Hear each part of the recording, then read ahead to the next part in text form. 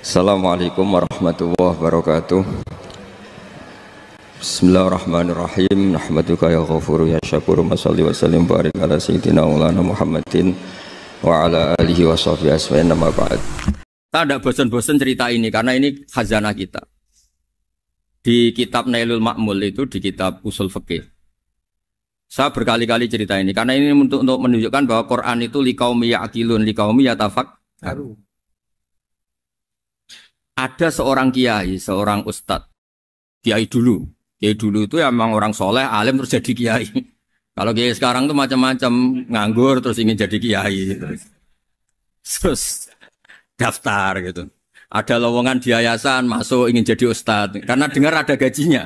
Dulu tuh ada seperti itu, udah. Makanya dulu tuh kalau ustadz kiai pasti soleh karena dia alim terus ingin orang lain tuh mendapat ilmunya. Kalau sekarang nggak ada yayasan sehat, guru gajinya sekian. Yang nggak ingin jadi ustadz tuh daftar. Karena ada gaji. Apalagi ada kabar, ada gaji, ada mes, ada... Wah, yang daftar banyak ya. Tapi mentalnya ada kiai sebetulnya. Ya kalau sampean tanya itu baik bagus, ya setengah baik. Ya maksudnya setengah baik, ya ada baik ngajar itu kan baik. Tapi setengah saja karena motifnya itu nyari gaji, bukan ingin mencerdaskan umatnya Rasulullah SAW. Itu Imam Amudi itu guru matematika. Saya nggak bosan-bosan cerita ini. Guru matematika. Muridnya sampai takut, ini masuk surga ndak? Kiai kok ndak ngajarin istighosa atau tahlil, malah ngajarin apa? Matematika. Beliau meninggal terus muridnya tanya, "Ma fa'alallahu bik?" Kira-kira gitu. Apa yang dilakukan Allah? Allah nyambut Anda gimana? Terus kata Imam Amudi, bagus saya disuruh ngajar malaikat. Karena malaikat kan tidak pernah kayak anak bagi gini ngaji gini. Malaikat itu tidak pernah ngaji, dia iman saja karena tahu surga, tahu neraka terus iman gitu aja. Jadi imannya malaikat itu nggak keren kita. Imannya loh ya. Loh itu yang ngendikan Nabi loh, tidak saya. Nabi pernah tanya sama sahabat, iman yang paling keren siapa? Jawabannya sahabat malaikat. Ya enggak, karuan malaikat iman. Dia yang tahu surga neraka, tahu segalanya, masa ada imannya? Pasti iman lah katanya. Terus ya para sahabat engkau iman ya wajar kan menangi saya, nemuin saya. Yang hebat itu orang-orang yang tidak melihat saya, tidak saya didik tapi tetap iman. Karena dididik akal, ya tadi dididik Quran, apa dididik Quran. Sama siapa? Teks bahasa Arabnya masang. Terus Imam Amudi kata Allah, suruh dia ngajarin para malaikat cara menemukan saya. Malaikat dikumpulin terus Imam Amudi disuruh ngajar. Sama singkat kata-katanya Allah di mimpi itu. Istadilla ala wahdaniyati. Bihadrati malaikati. Tolong ajarkan cara menemukan saya padahal Anda ini manusia yang tidak melihat saya. Anda di Jakarta kan lihatnya gedung-gedung. Paling jadi khayal terus nikmat lah Anda ikut punya tapi ikut nikmati. Orang desa-desa kalau ke Jakarta itu pokrol. Wah di Jakarta tuh gedungnya tinggi-tinggi, tidak kayak kampung sini. Lu udah ikut punya, ikut bangga. Di Jakarta orangnya cantik-cantik, tidak kayak orang sini. Padahal dia ya tidak dapat orang cantik gitu. Jadi Allah tuh saking pinternya, miskin-miskin ya bisa berkhayal dan bahagia. Nah, itu alhamdulillah betul. Akhirnya itu apa ini anak-anak begini saya tak niati ngajar standar anak-anak akademik. Terus pertama yang diajarkan hanya bilang gini, sama siapa teksnya? Ya malaikat wahi para malaikat. Terus beliau bilang, nisbatus naini wassalasah ila malanihayata lahu nisbatul far'i ilal asli. Angka itu jumlahnya berapapun 2, 3 sampai triliunan. Semuanya itu nisbatul far'i ilal asli. Binisbat ilal wahid nisbatul far'i ilal asli. Angka 2 ya cabangnya 1, 3 cabangnya 1, 1 triliun ya cabangnya 1. Tetap yang asal usul adalah angka 1. Itu nangis semua malaikat. Cara Jawa itu mandekman kue iman kaya imanku. Makanya imannya umat Rasulullah SAW itu PD-nya yakinnya kayak imannya malaikat. Kalau Tuhan itu 1. Karena angka agak bisa dimulai kecuali dengan angka 1. Makanya nisbatus naini wassalasah ila ma nihayatalahu iku nisbatul far'i ilal asli. Semuanya itu nisbatnya cabang ke induk. Berarti semua alam raya ini tetap asal usulnya 1. Yaitu qul huwallahu ahad. Nah, itu namanya akal. Umatnya Rasulullah itu ditinggali mukjizat akal lewat panduan Quran sehingga meskipun kita tidak menangi Rasulullah, tidak menangi sahabat, kita tidak tahu malaikat Jibril, tapi cara iman kita ini tidak kalah keren. Yakin hakul, yakin. Terus kedua, gambar. Kamu gambar rumah, gambar hewan, gambar apa saja, mesti dimulai satu titik. Entah gambar kamu bagus, entah jelek, tetap dimulai satu titik. Nah, titik ini namanya nuktotul wujud. Semua alam raya dimulai dari satu titik, yaitu nuktotil wujud. Makanya Quran dimulai bismillah, dan bismillah itu dipilih sama Allah pakai pertama ba itu ada titik. Itu kata semua ulama, itu titik itu singkatan dari bi kana makana wa bi yakunu mayakun. Karena saya semuanya ada. Bi itu karena saya. Jadi makanya santri-santri beki, tidak usah bayangkan kamu jadi wali terus bisa terbang ke Mekah, tidak usah. Kalau terbang ke Mekah ya sudah umroh aja bayar. Kalau enggak ya maklaran KBH atau apa. Pokoknya cari gratis. Ya gratis kayaknya. Dapat orang 10 gratis. Satu. Terus orang enggak umroh-umroh dirayu-rayu supaya umroh. Repot. Itu pelanggaran fikih itu. Kalau orang punya utang itu wajibnya hanya utang dulu gitu. Wah repot. Saya itu juga sering bingung di kampung-kampung. Gus sama umroh. Kenapa? Dapat gratisan. Minta uang saja buat nyaur utang. Enggak boleh. Wah, secara fikih yang wajib itu nyaur utang bukan umroh. Enggak boleh Gus diminta uang, enggak boleh, harus umroh. Udah gitu saya ini bingung Gus mau umroh. Enggak nikmati. Kenapa? Disuruh ngajar Gus. Repot semua kalau ibadah mergawe ya gini bingung semua. Ya saya mohon anak-anak BK semuanya yang seneng Quran itu harus seneng sampai kayak saya sehingga tahu. Mencari Tuhan dengan cara tauhid yang berbasis akal. Itu sedzahir imannya malaikat. Jika di kelasmen iman itu manusia ulul ilmi, kita-kita yang nekuni ilmu itu nomor 1 prakteknya. Karena nomor 1 itu Allah karuan kan, syahidah wa, Allah kan gak tertandingi, syahidah wa annahu la ilaha illallah, terus wal malaikatu. Malaikat kan karuan karena langsung menyaksikan surga dan ketiga apa? Wa ulul ilmi. Berarti prakteknya kan nomor 1. Kalau kompetitornya semuanya manusia, ulul ilmi nomor berapa? 1 kan? Nah nomor 3 kan dari Allah, malaikat, ulul ilm. Berarti kalau kompetisinya antar manusia nomor berapa? 1 kan? Nah kenapa ulul ilmi di nomor 3 kan tapi dari Allah, malaikat, ulul. Kerennya kayak apa? Karena cara iman ulul ilmi itu enggak ada ragunya sama sekali. Kamu ragu enggak kalau 2 itu cabang dari 1, asalnya 1? Enggak pernah ragu kan? Semua gambar seruat apapun dimulai dari 1 titik. Ragu enggak? Enggak kan? Nah, imannya umatnya Nabi karena dipandu oleh Quran itu seyakin itu, sehakul yakin itu. Nah, itu terus Jubair bin Mut'im jadi iman. Am khuliqu min ghairi syai'in am humul khaliq. Terus kata Allah lagi, kalau kamu tidak percaya saya yang bikin langit bumi ya gampang dong, kamu saja yang ngomong kalau kamu yang bikin. Paling orang sepakat kamu stres. Terus hanya ayat gitu, am khalaqus samawati wal ardh.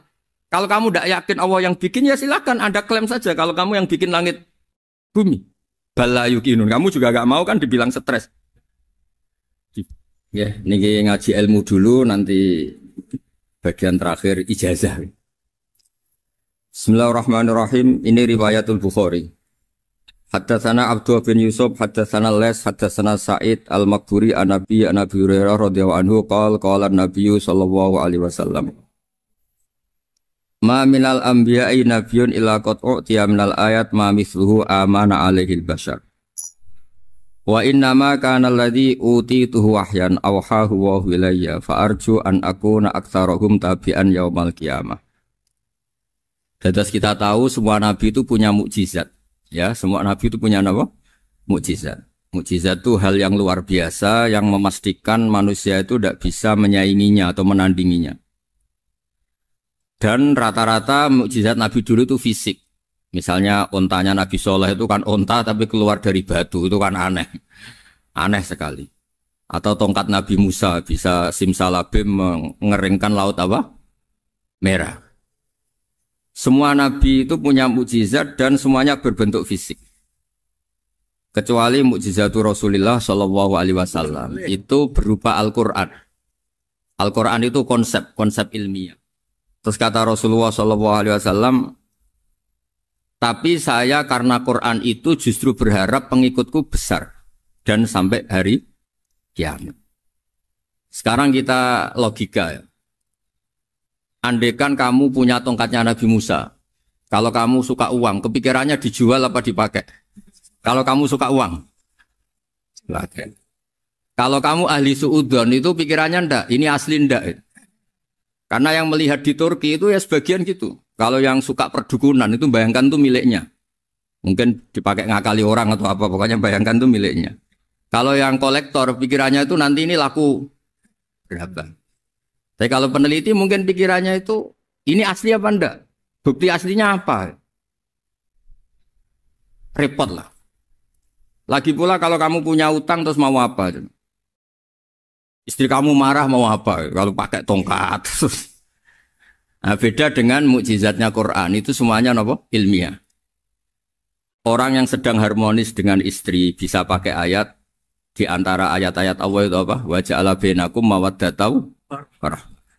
Nanti kalau ditakdir cerai, saya tidak menyarankan cerai. Kalau ditakdir cerai, itu masih dimotivasi sama Allah. Wa iya tafarraqa yughnillahu kullam min sa'ati. Jika suami istri itu cerai, jangan-jangan suaminya dapat istri lebih baik, istrinya nanti dapat suami lebih baik. Jadi yang masa lalunya ada keprahara.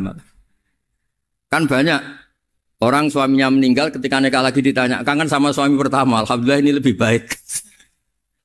Padahal suaminya yang meninggal itu berharap istrinya ini kangen, ternyata dia sudah syukur dapat suami yang lebih baik.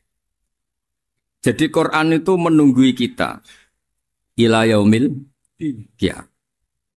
Kita tidak bunuh diri, itu ya barokahnya Quran. Karena problem apapun kita dinasihati sabar, dinasihati sabar. Kan nggak mungkin kamu pegang tongkatnya Nabi Musa, punya masalah apa saja ngelihat tongkat, bisa apa tongkat. Tapi kalau Quran kan nasihat, solusi. Makanya Nabi berharap dengan Quran ini, saya berharap pengaruh saya, pengikut saya terbanyak ila yaumil qiyamah. Terus beliau dikomentari begini sama, ini Fathul Bari, sarahnya Bukhari. Al-muradu anna mu'jizatil anbiya inqaradat binqiradi a'sorihim. Falam yushahidha illa man hadaraha. Problem mukjizat nabi-nabi dulu itu kan fisik. Sehingga yang tahu kalau Nabi Soleh punya unta yang ajaib, itu yang tahu ya hanya yang hadir saat itu. Yang tahu kalau tongkat Nabi Musa bertuah, itu juga yang tahu hanya yang hadir saat itu. Selebihnya tahu tongkat ya di museum. Tapi kalau Quran menjadi solusi, menjadi panduan, menjadi pegangan itu ila yaumil qiyamah. Kita beri contoh ya, Quran panduan yang paling gampang misalnya begini. Dulu ini cerita ya. Dulu itu ada orang kafir cerdas namanya Jubair bin Mut'im. Itu saking pinternya dia, pinter juga tokoh. Itu sebagai delegasi pembebasan Asra Badrin. Jadi tawanan-tawanan perang Badar itu mulai dulu ya ada negosiasi mau dibebaskan. Terus orang-orang kafir ini menugaskan namanya Jubair bin siapa? Mut'im. Ini ada di Bukhari. Karena ini ngaji di Jakarta, kalau orang nggak tahu hadis juga tanya ini sahih ndak itu. Wong nggak tahu kok tanya itu aneh. Padahal kalau dibodoni itu ya nggak tahu. Tapi ya tetap tanya, hadisnya ini sahih ndak. Ini kata kiai apa kata nabi ini ya. Memangnya kata nabi kamu dengar kan ya lewat kiai. Memang.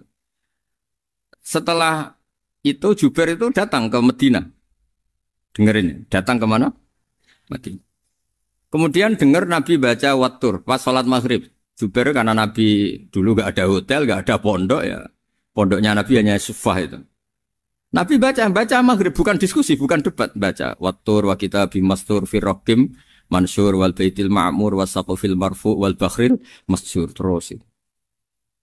Kemudian sampai pada titik ayat am khuliqu min ghairi syai'in. Masa manusia atau alam raya yang maujudat, yang nyata, yang wujud nyata. Kemudian asal-usulnya itu ketiadaan.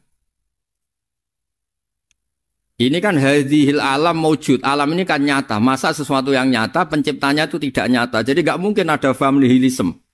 Kalau faham nihilisme berarti melahirkan teori begini. Al-adamu yakhluqu maujudan. Sesuatu yang tidak ada, menciptakan yang... Itu kan akal nggak bisa nerima. Kalau sesuatu ini ada, penciptanya pasti ada. Terus Akhirnya Jubair bin Mut'im itu simpuh di depan Rasulullah terus bilang, "Ya Muhammad, kada qalbi ayatir." Hampir saja hati saya terbang. Kalau riwayatnya Imam Ahmad, faka'an nama sudi qalbi, hati saya ini hancur. Semua teori yang saya bawa untuk ngelawan kamu sekarang luluh semua, hancur semua. Yang benar adalah teori Anda bahwa Tuhan itu satu dan Tuhan itu ada sebelum semua makhluk. Coba kalau Nabi Muhammad ada Jubair bin Mut'im terus menyembunyikan tongkat dekat mihrab. Terus dilihat ini apa. Paling pikirannya ini dari kayu apa. Terus yang bentuk tongkat itu tukang pemahatnya siapa. Kok kurang keren kalau di Blitur gimana ya. Kan malah panjang. Kira-kira kalau mukjizat itu dari tongkat itu malah panjang. Panjang lah pokoknya. Panjang. Lagi pula kamu coba kan nggak ngarah mandi. Itu yang mandi kan nabinya bukan tongkatnya. Coba tongkatnya Nabi Musa coba anak-anak beki itu. Dipakai mukul kucing aja tidak mesti mati itu.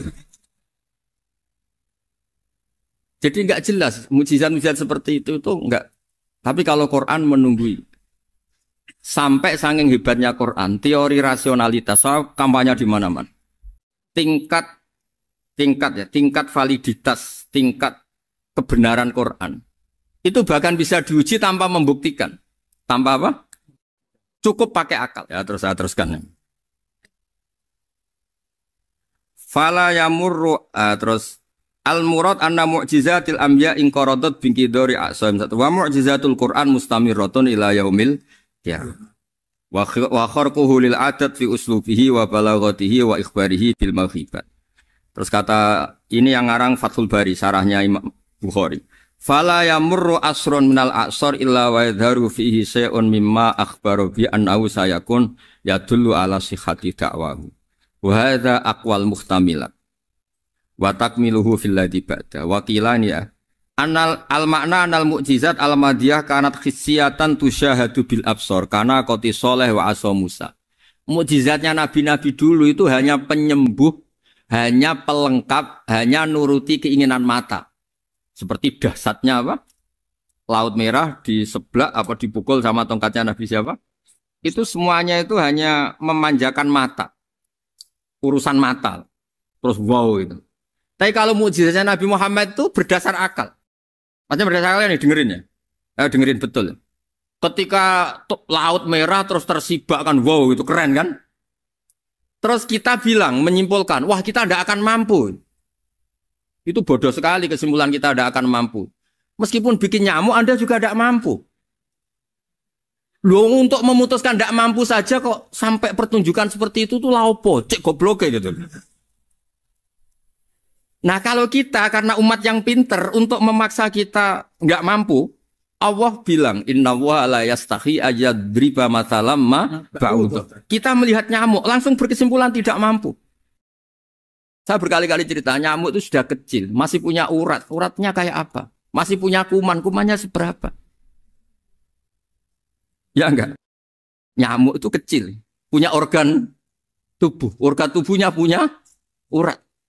Itu kalau kamu pinter, antara tongkatnya Nabi Musa menyibak Laut Merah sama nyamuk itu sama-sama berkesimpulan melahirkan satu faham bahwa kita tidak. Loh, untuk memaksa tidak mampu saja kok nuju pertunjukan ada onta keluar dari batu, Nakotu Soleh, ada tongkat yang bisa mengeringkan laut. Cik goblok ya. Lah kita alhamdulillah ada jenis goblok yang seperti ini.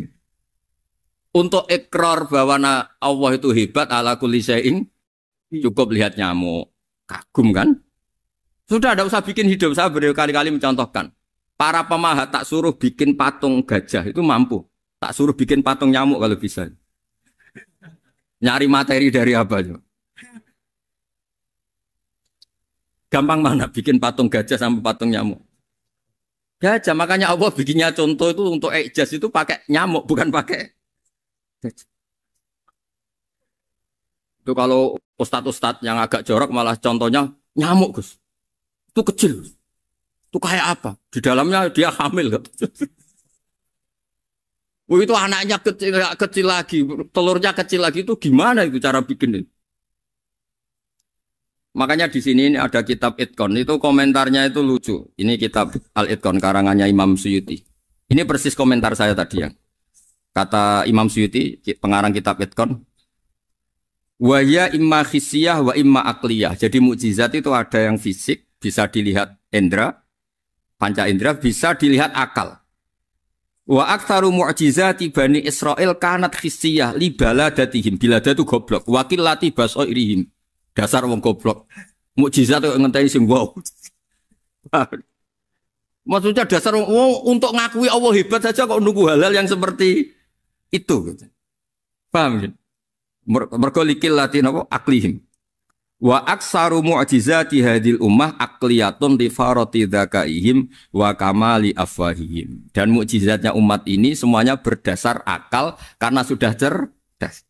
Jadi andaikan kita melihat tongkatnya Nabi Musa menyibak Laut Merah dengan melihat nyamuk, kesimpulan kita sama. Sama-sama wow, sama-sama keren, sama-sama memastikan kita tidak mampu. Makanya terus Quran menerangkan ya wa ma min dabatin fil ardi wala ta'iri yatiru bi janahihi illa umamun amsalukum. Jadi keseharian kita lihat burung kok terbang. Itu sudah ayatun min ayatillah. Paham ya? Terus niki kudu bangga ditunggoni napa Quran, nggih ditunggoni napa Quran. Wa mu'jizatul Quran tusyahadu bil basirah fayakunu mayatabi'u li ajlihi aksar.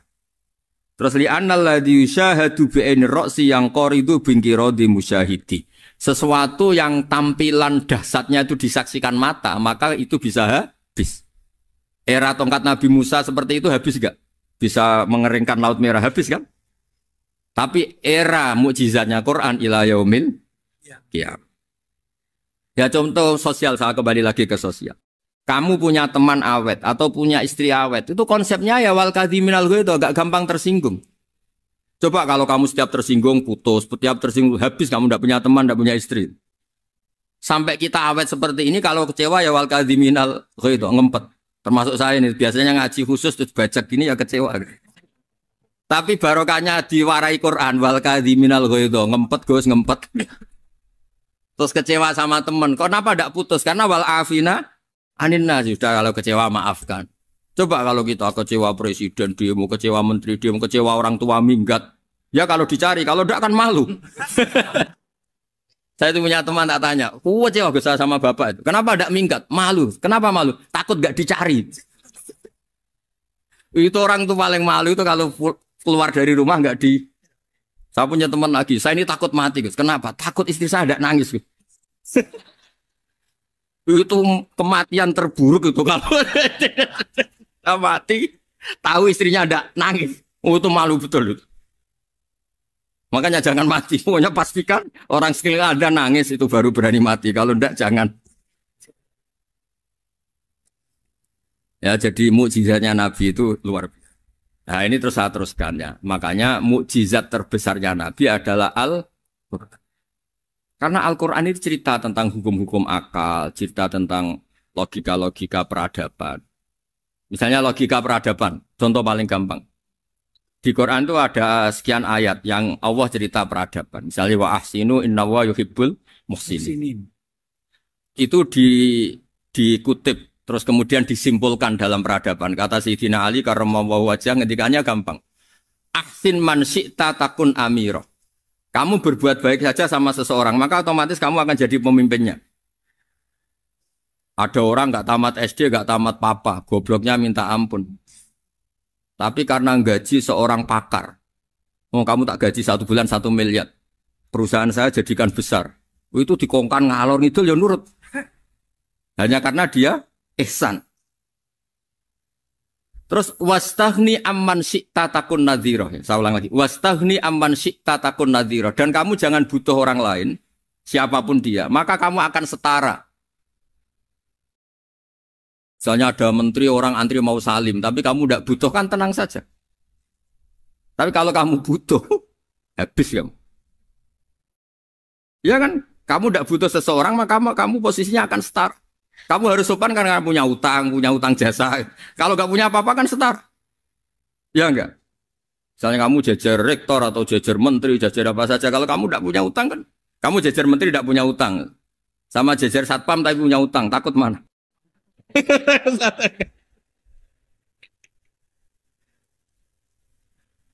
Kalau butuh itu mesti kalah kan? Ada pejabat misalnya nggak begitu cantik sama perempuan cantik yang kamu butuh ingin dicintai takut mak. Padahal nggak jelas orang ini pangkatnya apa. Jadi dalam hukum sosial itu kata Sidin Ali wastahni aman syi'ta takun nadhira. Kamu jangan butuh seseorang maka kamu akan setara. Terus yang terakhir wahtas ilaman syi'ta takun asiro. Asiro pakai sin. Dan silahkan butuh seseorang maka kamu akan jadi budak dia. Ya coba misalnya Anda seorang profesor, seorang alim, seorang kiai top. Misalnya mencintai janda di ujung kampung sana, jalan kaki 2 kilo. Padahal itu gak tamat SD. Tapi gara-gara seneng, kacau kan? Logika kepangkatan hilang semua kan? Jadi itu hukum peradaban. Itu mewakili isi-isi sosial yang diterangkan Quran. Ya, jadi paketnya 3 tadi ya. Ahsin man syi'ta takun amiro. Kamu berbuat baik sama seseorang, maka kamu bisa memimpin. Wastahni amman syi'ta takun nadhira. Kamu jangan butuh seseorang, maka kamu akan setara. Bok kamu ketemu orang terkaya di dunia. Yo ketemu orang terkaya di dunia, kamu jejer, kamu tidak butuh dia. Tenang kan bisa setara kan? Tapi kalau butuh, harus sopan, ngajukan proposal, harus berakhlak karimah. Makanya sekarang, Anda kok berakhlak kenapa? Ternyata mau nyalek. Biasanya enggak berakhlak kok berakhlak. Ada apa ini? Makanya guyonan di Rembang itu Beb Husein itu. Kalau ada orang mendadak sopan sama temannya, temannya curiga, kok tumben sopan mau utang ya? Zaman akhir itu kacau.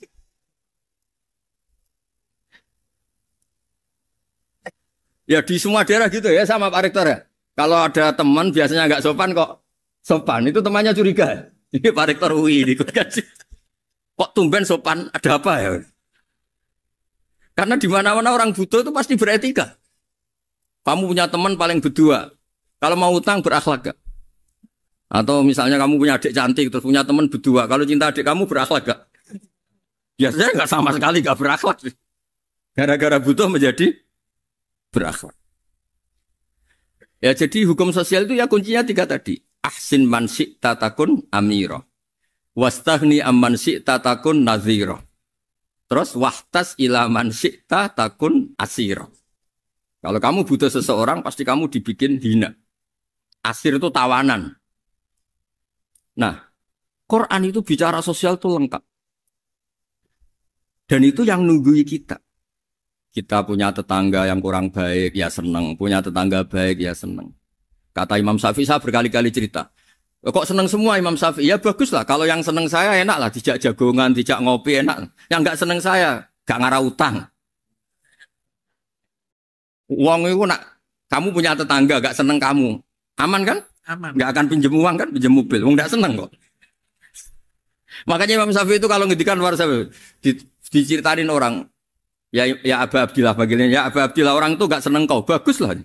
Loh kenapa bagus? Waman asa'a ilaika faqad atlaqaka. Orang yang gak seneng kamu maka membebaskan kamu. Gak akan pinjam uang, pinjam mobil, gak akan ganggu waktu kamu kan gak seneng. Justru yang seneng-senengi masalah pinjam terus. Imam Syafi'i itu orang yang anggap dunia itu selesai. Ada yang cerita, ya Aba Abdillah, orang yang tadi cium tangan engkau, yang hormat engkau, di luar maki-maki engkau, ngerasain engkau, ngata-ngatain engkau. Ya bagus lah. Kok bagus gimana? Berarti saya wibawa, depan saya tidak berani. Ya, berarti saya wibawa, di depan saya tidak berani. Berarti itu makomnya sudah kulillah, sumadarhum fi khawdihim, yal'abun, sudah dunia itu selesai, sudah agak penting semua. Nah, itu kalau kamu anak-anak beki ahli Quran sudah ayatnya kulillah sumadarhum fi khawdihim yal'abun, sudah lihat Allah saja agak penting, makhluk-makhluk itu udah makhluk semua agak penting, sepenting Allah. Nah kita ini ditunggoni mukjizat seperti itu. Bayangkan misalnya kita ditunggoni tongkatnya Nabi Musa, saya ngajar di sini terus ini tongkat, terus nanti yang tanya Gus itu kayu apa Gus? Nanti yang kolektor tanya itu harganya berapa Gus? Ruwet apa? Ternyata yang ahli suudon itu asli gak Gus? Wah. Yang ahli suudon kan mesti tanyanya gitu, itu asli enggak Gus? Repot-repot pokoknya. Tapi kalau Quran kan jelas. Suatu saat ada perdebatan antara Abul Hasan al-Asy'ari. Abul Hasan al-Asy'ari ini tokoh ahli sunnah paling populer dalam ilmu logik. Dia mengatakan orang menemukan Tuhan itu harus lewat logika yang cermat. Tidak boleh taklid, hanya ikut-ikutan. Dia harus menemukan satu argumentasi bahwa Tuhan atau pencipta langit itu ada. Kemudian ada satu problem di mana orang-orang kampung atau orang-orang yang lugu atau orang-orang awam itu tidak bisa ilmu logika, ilmu mantek kalau dalam bahasa pesantren. Kata Abul Hasan al-Asy'ari, itu masih mungkin. Alhasil para ulama ini meneliti ke orang-orang yang lugu, yang di kampung, yang petani, yang lugu sekali. Apa yang mereka temukan? Ternyata mereka punya cara logikanya sendiri untuk menemukan Tuhan, Sang Pencipta. Pernah suatu saat ada seorang petani lugu, biasa menggembala unta, ditanya, Bima araf tarubak, lalu kamu yang petani ini yang hanya ngurusi sawah, ngurusi ladang, dengan cara apa kamu tahu kalau Tuhan itu ada? Si petani tadi marah besar dan dia mengatakan, Al-ba'ratu tadullu alal ba'ir wa asharul aqdam yadullu alal masir. Kata petani tadi, yang namanya ada kotoran unta, pasti ada untanya. Yang namanya ada jejak kaki, pasti ada yang barusan lewat. Artinya kalau ada makhluk, pasti ada pencipta. Ini logika awam yang mudah. Kita tidak mungkin mengatakan bumi ini pencipta, mengatakan matahari pencipta. Kelihatan sekali kebendaannya, kelihatan sekali bahwa bumi matahari tidak punya ikhtiar, tidak punya kekuatan. Kelihatan sekali sifat-sifat kemakhlukannya. Jika benda-benda ini karuan makhluk, pasti menunjukkan bahwa ada penciptanya, ada khalik.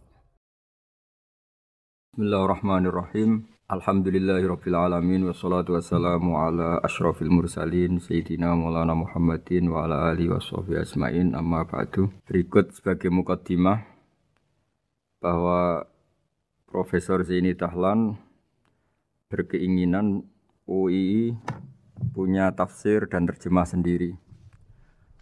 Lewat proses yang panjang dan melibatkan tim, di antaranya saya, terbitlah tafsir versi UII, juga terjemah versi UII.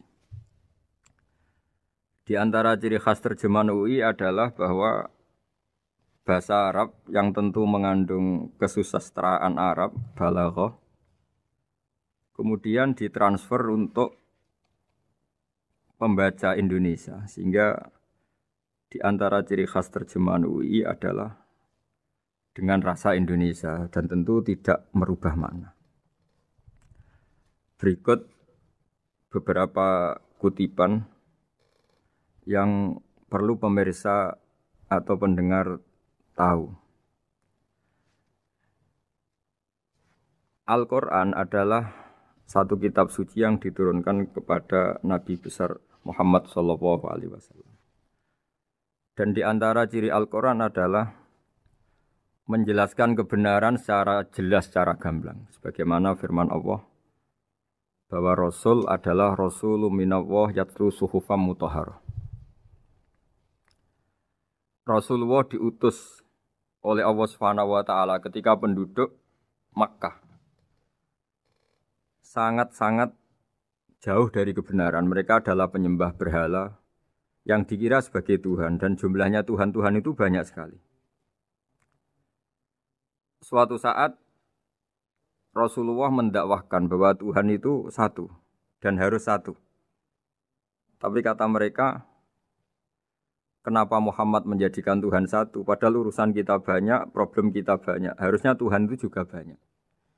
Ini yang diceritakan dalam surat Shad, Aja'alal alihata ilaha wahida inna hadza lasyai'un ujab. Bagaimana mungkin urusan kita yang banyak, yang harusnya butuh Tuhan banyak, kemudian menjadi hanya Tuhan satu. Lalu Rasulullah dengan sabar, dengan telaten memberi penjelasan. Dan ini yang disebut al-bayyinah, penjelasan yang sangat jelas, sangat gamblang, sangat rasional. Kata Rasulullah dalam sebuah hadis yang diriwayatkan dalam Musnad Ahmad, tagnya begini, orang-orang yang menyembah selain Allah, itu ibarat kama sali rojulin istaro abdan min kholisi malih biwarikin au dhahabin. Faja'ala ya'malu, mereka mau bekerja tapi wayu'ti ghullatahu ila ghairi sayyidi. Fa'ayyukum sarruhu ayyakuna abduhu kadzalik. Nabi lalu kemudian bikin analogi. Wahai masyarakat Mekah, bagaimana kalau Anda ini jadi seorang pembantu atau seorang budak lalu punya majikan banyak. Dan semua majikan Anda ini punya perintah yang beda-beda, punya selera yang beda-beda. Semuanya atasan Anda, semuanya majikan Anda. Apa Anda senang punya majikan yang banyak? Lalu mereka bilang, wah susah Muhammad kalau kita punya majikan banyak. Tuhan kamu adalah majikan kamu. Bagaimana kalau Tuhan banyak, punya perintah yang beda-beda, punya selera yang beda-beda? Kalian pasti akan kebingungan. Ya sudah Muhammad, normalnya Tuhan itu satu. Sehingga mereka tercerabut dari pemikiran bahwa Tuhan harus banyak. Ini yang dimaksud dalam surat Al-Bayyinah. Lam yakunil ladzina kafaru min ahlil kitab wal musyrikin munfakina hatta ta'tiyahumul bayyinah. Bahwa orang-orang kafir, baik kafir ahli kitab maupun kafir musyrik Mekah, mereka tidak pernah terlepas dari sifat kekafirannya, yaitu menuhankan banyak Tuhan, sampai datang sebuah bayinah. Bayinah itu argumentasi kebenaran yang begitu jelas. Setiap membawa kebenaran argumentasinya meyakinkan. Itu siapa? Rasulun minallah yatslu suhufam mutahharah, yaitu Rasul yang membacakan lampiran-lampiran suci, yaitu Al-Quranul Karim. Dengan penjelasan analogi tadi kemudian orang-orang Mekah sadar susahnya kayak apa kalau Tuhan banyak, lalu perintahnya beda-beda, seleranya beda-beda, hukumnya beda-beda. Ini membingungkan. Akhirnya mereka ngakui bahwa pentingnya logika tauhid. Nah ini yang Rasulullah ini benar-benar berstatus bayinah. Kemudian analogi betapa buruknya kita saat menyembah selain Tuhan. Lalu Rasulullah mencontohkan sebagaimana yang saya kutip tadi dari Musnad Ahmad. Misalnya Anda punya pembantu atau zaman dulu budak. Anda beli dari harta kamu, dari uang kamu. Kemudian budak ini kerja. Yang ngasih makan kamu, yang fasilitasi kamu, toko milik kamu, semua milik kamu. Kemudian dia kerja dan hasil dari kerjanya dia dikasihkan ke orang lain. Kamu senang tidak punya budak yang seperti itu, kata Rasulullah. Wah kita semua tidak senang Muhammad. Sama seperti itu. Kamu adalah bisa makan rezeki dari Allah. Kamu nempat di buminya Allah. Kamu minum dari air yang dibikin Allah. Kemudian Anda menyembah selain Allah. Itu aneh apa enggak? Menyembah zat yang tidak memberi rezeki kamu, yang tidak bikin bumi untuk kamu, yang tidak bikin langit untuk kamu, yang tidak bikin fasilitas air untuk kamu. Aneh enggak? Semenjak itu mereka berpikir betapa buruknya mereka menyembah berhala, menyembah arca, menyembah Yesus, menyembah macam-macam. Nah ini yang disebut Rasulullah adalah orang yang benar-benar bayinah. Ketika melontarkan kebenaran, benar-benar jelas sehingga diterima secara akal yang sehat. Karena semua akal yang sehat akan menerima agama ini disebut fitratallahi fatarana salihah. Bahwa agama ini agama fitrah. Orang yang normal, yang cara berpikir normal pasti menerima agama ini. UII dengan terjemahan ini dan dengan tafsir ini ingin memberi penjelasan simbol-simbol yang ada di beberapa surat. Di antara lagi yang di bab muamalat. Betapa Rasulullah itu punya logika yang benar-benar mudah diterima. Dulu orang Arab dalam bab muamalat jual beli biasa menjual kurma masih kecil, masih belum jelas jadi kurma yang baik apa enggak. Kalau istilah orang Jawa masih pentil ini. Kalau bahasa Arab qobla buduwi solahiha. Calon buahnya itu belum pasti jadi buah. Kemudian masih bunga, masih apa sudah dijual. Dengan transaksi, asumsi, harga andekan sudah jadi kurma. Kalau dalam Jawa mungkin jual mangga sebelum tua masih pentil, masih kecil. Lalu kata Rasulullah, kamu jangan melakukan itu. Kenapa ya Rasulullah padahal kita butuh uang? Kata Nabi, Ara'aitum in mana Allahu as-samra fa bima yastakhillu ahadukum mala akhi. Bagaimana kalau buah-buah yang masih kecil itu kemudian berguguran karena satu musim atau karena apa? Lalu kamu mendapat uang itu atas nama apa? Yang dikatakan tijaro adalah muawadhah. Pembeli dapat barang, kamu dapat uang. Lalu kalau barang yang ada enggak menjadi buah yang baik, Anda menerima uang itu atas nama apa? Rasulullah secara haru, secara mengingatkan nurani kita dengan redaksi fabima yastahillu ahadukum mala akhi. Lalu kamu mendapat uang saudara kamu atas nama apa? Kalau atas nama buah, mereka belum mendapat buah. Akhirnya ada kesadaran bersama bahwa sebaiknya kita menjual sesuatu itu yang pembeli ya dapat barangnya, yaitu dalam konteks ini buah yang sudah layak dijual, kita dapat uangnya. Ini lagi-lagi Rasulullah al-Bayyinah, sekali memberi penjelasan begitu jelas. Ketiga misalnya di bab jinayat, di bab hukum pidana. Rasulullah kalau bikin logika itu begitu jelas, mudah diterima. Misalnya begini, suatu saat Rasulullah bersabda, Al-qatil wal maktul finnar. Orang yang membunuh dan yang dibunuh sama-sama di neraka. Tentu dalam konteks saling bunuh yang dalam kezaliman. Lalu sahabat janggal. Ya Rasulullah, oke lah kalau pembunuh itu masuk neraka. Ini bagaimana mungkin yang dibunuh pun masuk neraka? Rasulullah dengan jelas, dengan bayinah, dengan hujjah, beliau menjawab, innahu kana harison ala qatli sahibihi. Sebetulnya yang terbunuh pun mentalnya pembunuh, karena dia sangat juga ingin membunuh saudaranya. Nasibnya saja yang menjadikan dia terbunuh.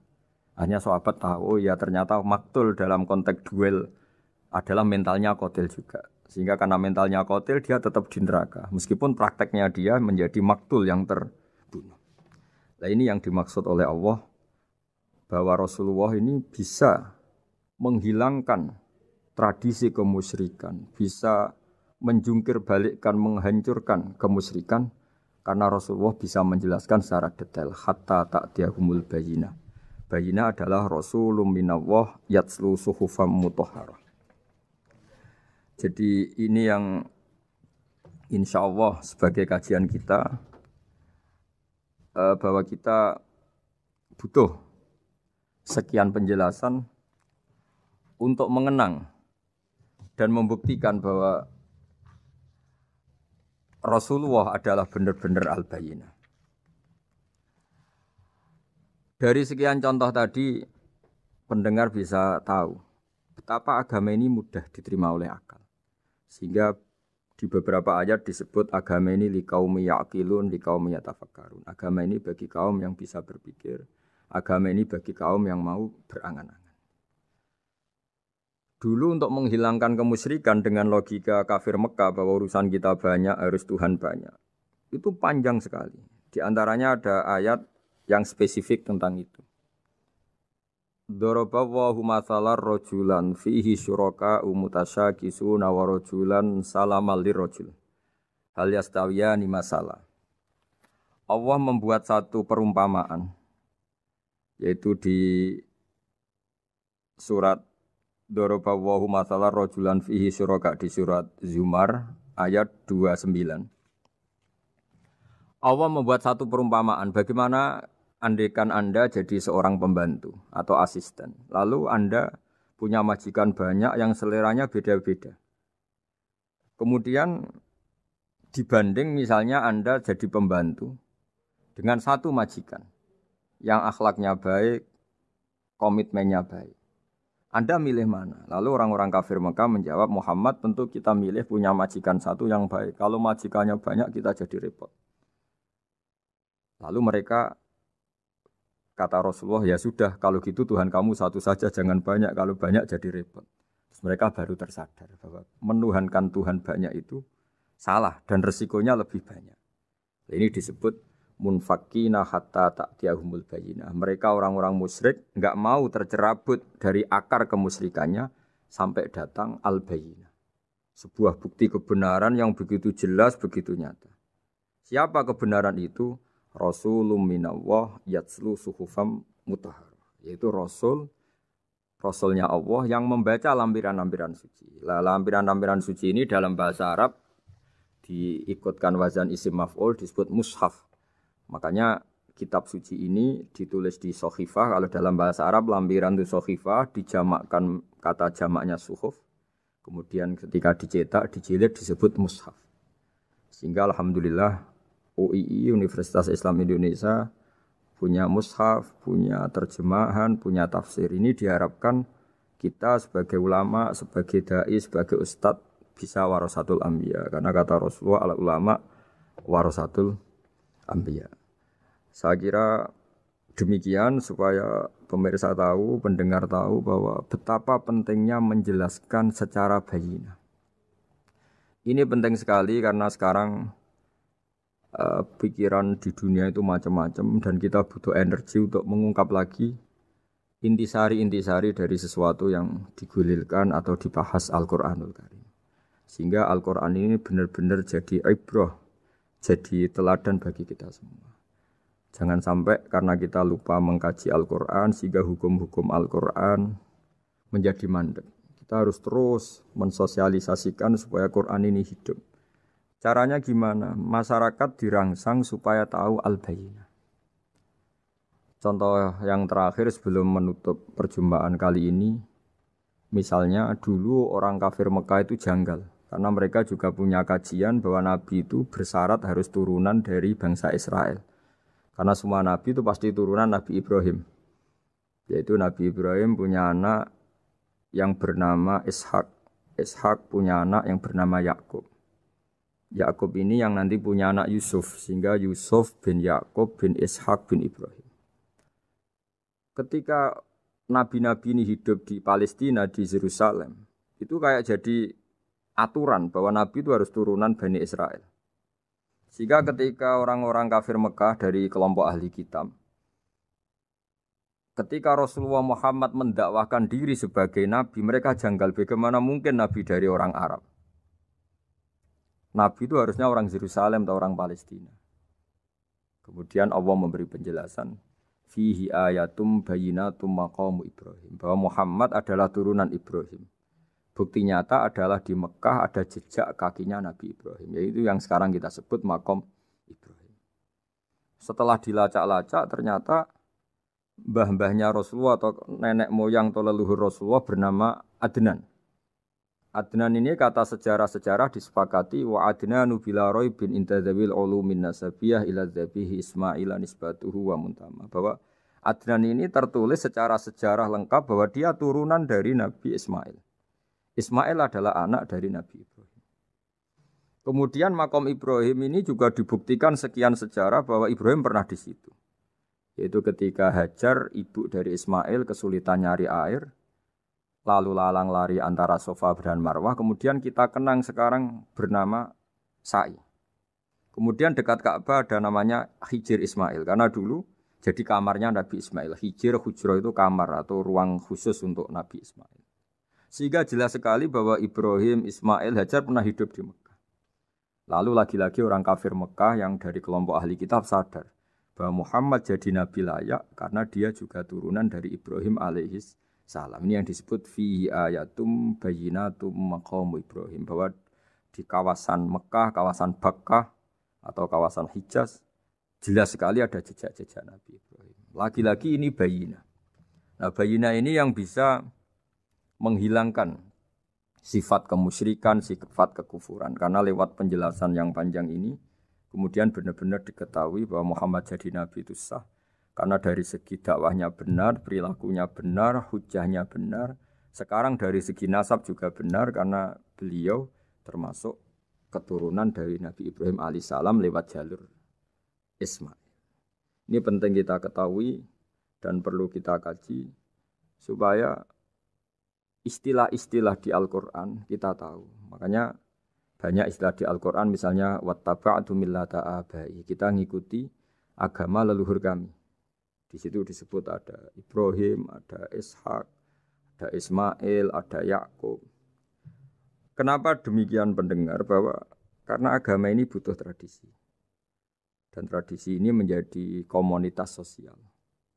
Sehingga ketika tradisi ini sudah mantap, insya Allah lewat kebenaran agama ini akan menyingkirkan kemusyrikan. Contoh paling mudah begini, Nabi itu melarang orang menyembah batu.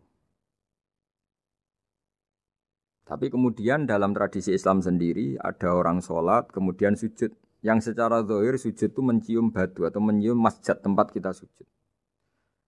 Apalagi kita mencium Hajar Aswad. Secara kasat mata seakan-akan kita ini menghormati betul Hajar Aswad. Sehingga orang kafir mencibir. Muhammad itu aneh. Dia melarang kita menyembah batu tapi dia sendiri mencium Hajar Aswad seperti itu. Dia sendiri menyembah batu. Orang kalau sujud seakan-akan seperti itu. Tapi lewat penjelasan Nabi, bahwa kita sujud hanya kepada Allah. Kita kalau sujud baca sajadah wajhililladzi khalaqahu wa sawwarahu wa syaqqa sam'ahu wa basarahu bihaulihi wa quwwati fatabarakallahu ahsanul khaliqin. Wajah kami sujud kepada zat yang menciptakan wajah kami, yang mengasihi kita pendengaran, yang mengasihi kita pandangan. Hanya Allah saja yang ahsanul khaliqin, hanya Allah saja zat yang paling baik dalam penciptaan. Ini penting sekali saya katakan bahwa sehingga sujud kita yang seperti itu adalah simbol tawadhu. Tidak ada kaitannya dengan kita ini menyembah batu. Sehingga kita tradisikan ke anak-anak saat sujud baca subhana rabbiyal a'la wa bihamdi. Kita ajarkan mereka bahwa semua selain Allah adalah ciptaan Allah.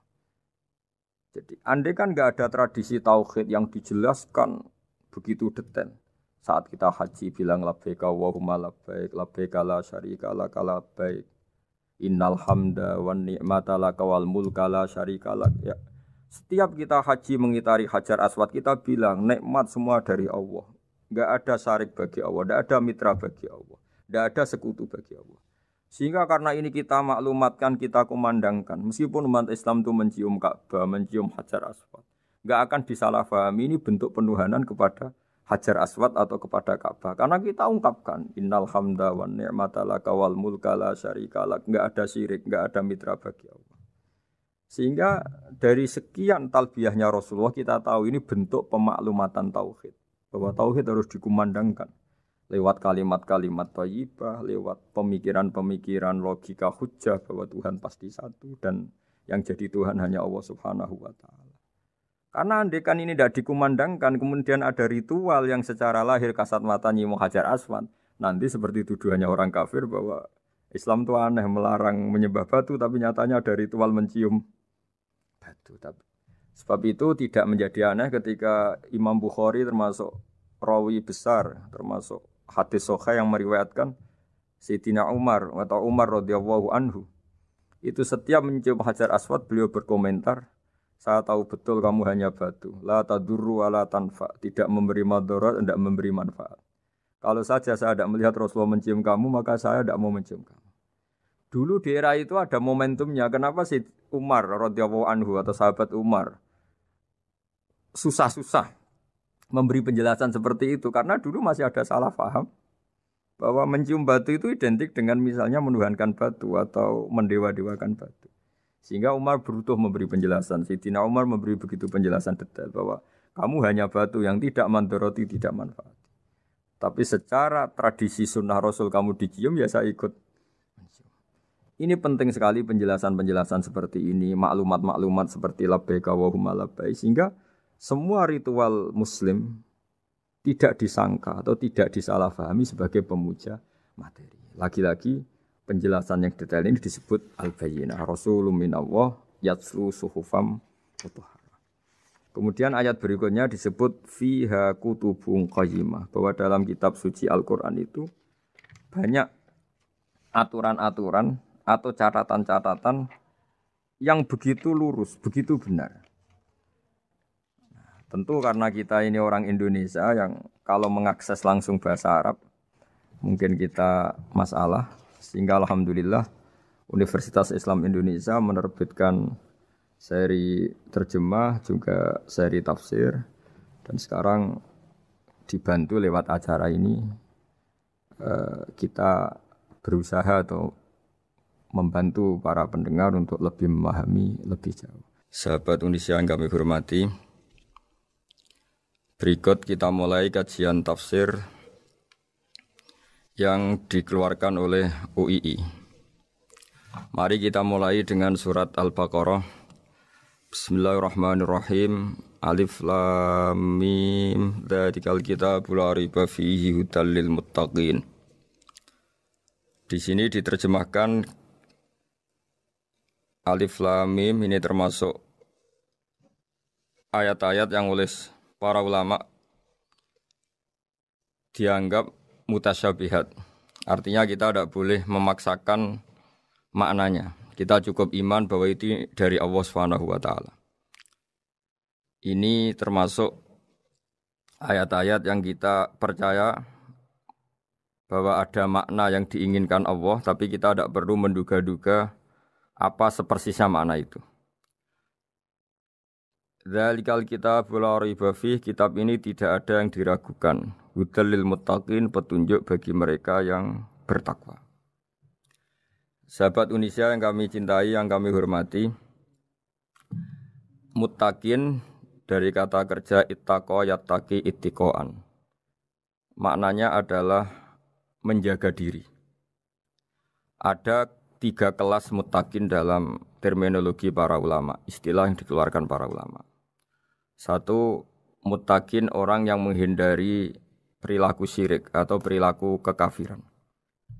Sehingga menurut para ulama, apapun faseknya seorang mukmin, apapun kelirunya orang mukmin, misalnya pernah mencuri, pernah korupsi, pernah apa saja, masih dianggap mukmin karena dia masih bertauhid la ilaha illallah Muhammadur Rasulullah. Ini muttaqin yang paling kelas pokok, kelas bawah. Kemudian ada muttaqin kelas kedua, yaitu mereka yang menghindari dosa besar tapi tidak bisa menghindari dosa kecil. Misalnya bisa menghindari dosa zina, tapi dia bisa menghindari dosa melihat perempuan yang bukan mahramnya, yang bukan halal bagi dia. Ketiga muttaqin paling ideal, yaitu menghindari dosa besar, juga menghindari dosa kecil, bahkan menghindari sesuatu yang tidak penting. Ini yang dalam terminologi ulama disebut para wali atau para ulama, yaitu yang dalam ayat ala inna auliya Allahi la khaufun alaihim wa lahum yahzanun.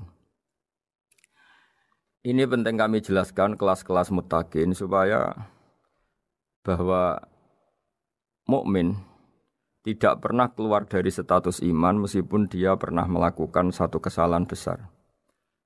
Karena yang dikatakan mukmin adalah siapapun yang meyakini kebenaran risalah Muhammad, risalah yang dibawa Muhammad, berarti dia mukmin. Soal dia melakukan dosa atau apa saja itu menjadikan dia fasik, tapi tidak keluar dari status mukmin. Ini yang dimaksud dalam sebuah hadis, man qala la ilaha illallah dakhalal jannah. Siapapun yang pernah melafadzkan la ilaha illallah iman, maka dia pasti nanti masuk surga. Kemudian ada beberapa pertanyaan dari para sahabat dengan masa lalu orang itu yang macam-macam, Nabi tetap menjawab meskipun dengan masa lalu yang macam-macam. Sebab itu perlu dikaji serius, sebagaimana ada yang ditafsir Sawi bahwa muttaqin itu dari kata kerja ittaqa yattaqi ittiqaan atau ittaqa yattaqi taqwan. Ini maknanya orang yang menjaga diri. Tentu menjaga diri ini ada yang kelas premium, kelas sempurna. Jadi sesuatu apa saja yang bahaya kita jaga, termasuk dosa kecil, melakukan hal yang tidak penting. Ada orang mukmin yang hanya bisa menjaga dari dosa kekafiran, dosa kemusyrikan. Ini pun dengan segala kesalahannya masih ada kemungkinan dimaafkan Allah. Karena Allah pernah berfirman, innallaha la yaghfiru ayyushraka bihi wa yaghfiru ma duna dzalika liman yasha. Allah tidak akan memaafkan dosa syirik, tapi Allah masih bisa memaafkan atau masih berkenan memaafkan dosa di luar syirik. Kemudian yang perlu dimengerti oleh sahabat Indonesia adalah makna la raiba fihi. Ini yang perlu kami ungkap, bahwa Al-Quran ini tidak ada keraguan padanya. Tidak ada keraguan ini yang mudah kita teliti karena kita orang Indonesia, mungkin rasa-rasa sastra Arab enggak kental. Mari kita teliti dari segi makna, karena makna ini rasa dan rasa itu universal. Begini misalnya, dulu orang-orang kafir Mekah karena mereka penyembah berhala, penyembah Tuhan-Tuhan yang banyak, itu memprotes. Mereka memanggil tentu masih Muhammad, belum ya Rasulullah. Muhammad, kamu mengajak ke Tuhan berapa? Rasulullah menjawab, ke Tuhan yang satu. Lalu mereka bertanya, Muhammad urusan kita ini banyak, problem kita banyak. Tuhan banyak saja tidak bisa menyelesaikan, apalagi satu Tuhan. Ini yang diceritakan dalam sebagian ayat disebut, Aja'alal alihata ilaha wahida inna hadza lasyai'un ujab. Bagaimana mungkin Tuhan itu satu? Harusnya Tuhan itu banyak karena urusan kita banyak. Lalu Rasulullah dengan bimbingan Tuhan, bimbingan Allah mendatangi mereka, kemudian Nabi menjelaskan, Tuhan itu adalah ketua kalian, Tuhan itu adalah pimpinan kalian. Bagaimana kalau Anda jadi pembantu kemudian punya majikan banyak, punya penguasa banyak, punya tuan banyak. Kemudian semua tuan-tuan Anda ini memerintahkan Anda dengan perintah yang beda-beda. Apa kalian mau punya majikan atau pimpinan yang banyak? Mereka menjawab tidak Muhammad. Terus mereka akhirnya sadar bahwa problem Tuhan banyak itu tentu lebih sulit, lebih problem. Karena nanti perintahnya beda-beda, keinginannya beda-beda. Mereka akhirnya tersadarkan bahwa sebaiknya atau seharusnya memang Tuhan itu satu. Jadi Rasulullah SAW menjelaskan logika bertauhid itu dengan sekian variasi, dengan sekian logika. Kemudian Nabi kedua juga menjelaskan logika kompetisi. Kata Nabi yang karena bimbingan Allah diberi satu pengertian. Andai kan Tuhan itu 2 atau 3, kemudian berebut dalam tahta aras atau tahta yang di alam raya ini. Sebagaimana lazimnya para penguasa. Maka pasti ada yang menang, ada yang kalah. Dan yang kalah tentu gak layak sebagai Tuhan. Ini yang disebut wala ala ba'duhum ala ba'd. Tentu kalau Tuhan itu banyak, mereka akan berkompetisi, akan bertarung. Dan pasti pemenangnya ya satu, karena memang layak jadi Tuhan tetap satu. Sadarlah bahwa orang-orang kafir Quraisy, orang-orang kafir saat itu sadar pentingnya bertauhid. Ketiga, Nabi juga menjelaskan tauhid secara ilmu logika. Begini para pendengar. Kalau dalam teori ilmu tauhid yang agak jelimet dijelaskan begini. Jika ada 2 Tuhan, maka alam raya ini enggak menjadi alam. Logikanya adalah 2 Tuhan ini bisa kamu katakan sama-sama kuat. Ketika sama-sama kuat kemudian ingin menciptakan langit. Yang satu ingin menciptakan bumi. Yang satu menolak menciptakan bumi misalnya. Atau yang satu ingin menciptakan langit. Yang satu menolak ingin menciptakan langit. Kemudian ternyata bumi ini terbukti wujud. Logika awam adalah yang berhasil menciptakan bumi berarti Tuhan. Yang gagal atau kudrohnya gagal, kemampuannya gagal tidak bisa menciptakan bumi, gagal menjadi Tuhan. Ini logika awam. Logika ini pun kita terima. Tapi kalau menurut logika ahli tauhid, ahli pakar-pakar logika, cara berpandangan begini. Ketika Anda mengatakan ada 2 Tuhan yang sama-sama kuat, kemudian terbukti yang satu mampu menciptakan bumi, yang satu tidak. Bahasa Anda mengatakan sama-sama kuat ini sudah batal dari awalnya karena terbukti bahasa Anda salah, sama-sama kuat ternyata yang satu tidak mampu. Sehingga dalam pikiran orang-orang ahli tauhid mengatakan membayangkan Tuhan saja itu enggak kebayang karena turunan kata ini pasti selalu salah. Karena tadi misalnya dikatakan andai kan ada 2 Tuhan, kemudian yang satu mampu menciptakan bumi, yang satu tidak. Padahal Anda tadi bilang sama-sama kuat, ternyata terbukti yang satu tidak kuat. Berarti kata Anda sama-sama kuat ini salah. Ini pula yang diajarkan Rasulullah lewat bimbingan Allah, lewat wahyunya yang disebut Kullau kana fihi ma alihatun illallahu la fasadata. Karena kalau ada 2 Tuhan, pasti kamu sifati sama-sama kuat. Ternyata sifat sama-sama kuat ini batal demi hukum karena ternyata yang satu tidak mampu menciptakan bumi. Atau kamu sifati 2 Tuhan ini sama-sama lemah. Itu tidak mungkin lagi karena ternyata bumi ini terbukti wujud. Pasti penciptanya ini tidak yang sangat kuasa. Jadi logika-logika tauhid sedemikian dibangun oleh Rasulullah lewat bimbingan Allah Subhanahu wa taala. Logika keempat supaya kita iman dan tambah kuat imannya adalah logika yang mudah dicerna oleh kebanyakan orang atau yang bisa diindra. Begini misalnya dalam sebuah ayat di surat Al-Kahfi, kemudian di awal surat Al-Ahqaf, kemudian di sebagian surat At-Tur, ada penjelasan begini. Ketika Rasulullah mengajak manusia menyembah Allah, kemudian orang-orang kafir tanya, lalu Tuhan kamu siapa Muhammad? Tuhan saya adalah Allah menciptakan langit bumi. Terus mereka berandai-andai, ada Lata, ada Uzza, ada Manat, ada Hubal. Itu Tuhan-Tuhan kami. Terus Rasulullah bertanya, apakah Tuhan-Tuhan yang kamu sembah itu memberi kontribusi saat langit dan bumi diciptakan? Mereka menjawab, tidak Muhammad, itu Tuhan-Tuhan yang kami bikin. Begitu juga asumsi tentang Tuhan-Tuhan yang lain. Apakah Isa ikut menciptakan bumi atau menciptakan langit? Tentu jawabannya tidak. Karena Isa lahir di bumi, orang tahu tanggal lahirnya, tahu tahunnya, dan sebelum ada Isa juga sudah ada bumi.